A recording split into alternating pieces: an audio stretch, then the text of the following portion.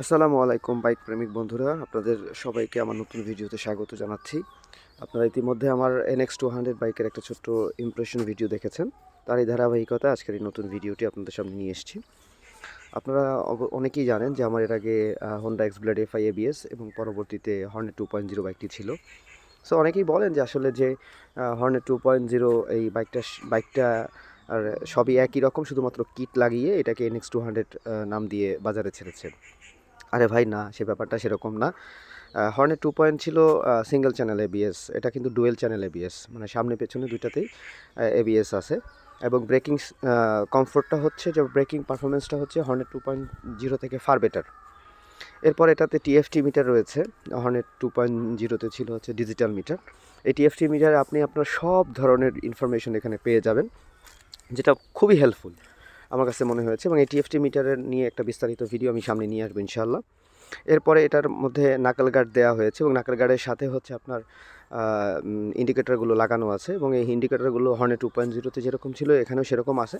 কিন্তু এটা দেখতে অসাধারণ লাগে। যখন আপনি চাবিটা অন করেন তখন হেডলাইট এবং হচ্ছে এই নাকেল গার্ডের যে ইন্ডিকেটারগুলো সেগুলো ডিআরএলের মতো জ্বলে ওঠে। দেখতে অনেক চমৎকার লাগে এবং খুব আই ক্যাচিং। দ্বিতীয় কথা হচ্ছে এটাতে ট্রাকশন কন্ট্রোল রয়েছে, যেটাতে হর্নেট 2.0তে কিন্তু ছিল না। অনেকে ট্রাকশন কন্ট্রোল সম্পর্কে অনেকে ধারণা আছে, শুধু নতুনভাবে আর বলতে চাই না। এরপরে হচ্ছে যে এটা যে এক্সস্ট সাউন্ড, ভাই অসাধারণ।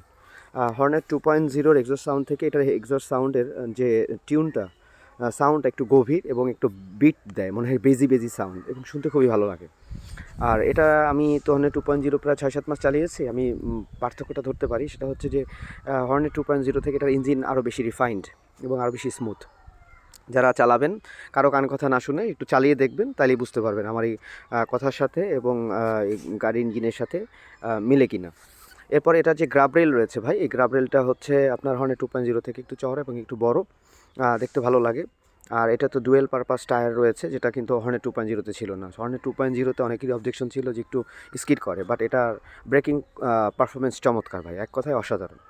এই বাইকটা সবচেয়ে আরেকটা গুরুত্বপূর্ণ দিক হচ্ছে, একটু নাকেল গার্ডের কথা বলিনি। নাকেল গার্ড কিন্তু খুবই মজবুত আছে। অনেকেই মনে করেন যে প্লাস্টিক টাইপ, কিন্তু না ভাই, প্লাস্টিকের মধ্যে হলেও এটা কিন্তু ভালো মজবুত। আর এটার স্টক হেডলাইট মাশাআল্লাহ হর্নেট 2.0 থেকে আমি বলবো প্রায় 30-40% বেশি আলো দেয়। আমি নিজেও হাইওয়েতে রাইড করেছি রাতের বেলা এবং খুব কমফোর্ট পাইছি। এর আগে এত কনফিডেন্স পাইনি। যেহেতু হর্নেট 2.0 চেঞ্জ করার অন্যতম প্রধান কারণ ছিল হচ্ছে আমার এই যে হেডলাইটের আলো, স্টক হেডলাইটের আলো খুবই কম ছিল, রাতের বেলা খুব প্যারা দিত। সেই হিসাবে NX200-এর হেডলাইটের আলো যথেষ্ট ভালো এবং খুবই চমৎকার, এটা আমি বলতে পারি। যে কটা বাইক কোম্পানির হুন্ডা বাইক রয়েছে তার মধ্যে স্টক হেডলাইট যেগুলোর ভালো, তার মধ্যে NX200 বর্তমানে অন্যতম। এরপরে হচ্ছে ভাই এই গাড়িটার যে road performance, road presence sorry, এটা মারাত্মক লেভেলের। মানে আপনি যেখান দিয়ে যাবেন সবাই একবার হলো বাইকটার দিকে তাকিয়ে থাকবে, এবং এই বাইকটাকে খুব সবাই পছন্দ করে, জিজ্ঞেস করে এটা কোন কোম্পানির বাইক। আমি যখন প্রথম গাড়ি নিয়ে আসি শোরুম থেকে, তখন ট্রাফিক সার্জেন্ট আমাকে গাড়ি থামায়, বলছি যে গাড়ি নতুন শোরুম থেকে নিয়ে এসেছি, কাগজপত্র এখনও হয়নি। বেশ ভালো কথা। কিছুক্ষণ পরে ট্রাফিক ইন্সপেক্টর চলে আসে, এসে জিজ্ঞেস করে যে গাড়ি দেখতে তো অনেক সুন্দর ভাই, এটা কোন কোম্পানির গাড়ি, তো কত নিল দাম।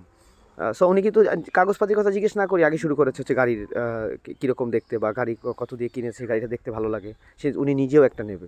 তখনই বুঝে গেছি যে গাড়িটার রোড প্রেজেন্স অনেক চমৎকার, এবং অনেকেই যেখান দিয়ে যায় অনেকেই গাড়ি ধরে দেখে, গাড়ি জিজ্ঞেস করে। সো এটা আপনাকে মুগ্ধ করবে। আরেকটা ব্যাপার হচ্ছে এই গাড়ির যে সুইচ কোয়ালিটি হর্নেট 2.0 থেকে বেটার। হর্নেট 2.0 থেকে গাড়ির সুইচ কোয়ালিটি বেটার, এটা আমি নিজে বুঝতে পারি। আর হচ্ছে গাড়ির পারফরমেন্স, কারণ একদম ব্রেকিং পিরিয়ড এখনও শেষ হয়নি, গাড়ি তো চলছে। সো ব্রেকিং ব্রেকিং পিরিয়ড শেষ হলে বুঝতে পারবো অ্যাকচুয়াল মাইলেজ কত। তাও আশা করছি যে যদি ইকো মুড যেহেতু এই গাড়িতে রয়েছে, ইকো মুড মেনটেন করে চালালে 40-42 মাইলেজ পেয়ে যাবেন, এটা আমার বিশ্বাস। আর যদি হয় আপনারা রাফ চালান, সেটা তো অন্য হিসাব, যদিও আমি রাফ চালাই না। এছাড়া এই গাড়ির যে একটা হচ্ছে যে সিটিং কমফোর্ট প্লাস হচ্ছে রাইডিং পজিশন মারাত্মক লেভেলের ভালো, এটা আমার কাছে মনে হয়েছে। আপনি একদম যদি 4-5 ঘন্টাও চালান, তবু আপনি একদম কোনো রকমের আনকমফোর্ট ফিল করবেন না, এবং আপনার একটা অসাধারণ একটা কনফিডেন্স পাবেন এই গাড়িটা চালাতে গিয়ে। সো ওভারঅল হচ্ছে এই গাড়িটার এরপর যে ক্র্যাশ গার্ডটা দিয়েছে সেই ক্র্যাশ গার্ডটাও হর্নেট 2.0 থেকে ভালো ক্র্যাশ গার্ড দিয়েছে, আর একটু শক্ত ভালো মনে হয়েছে আমার কাছে।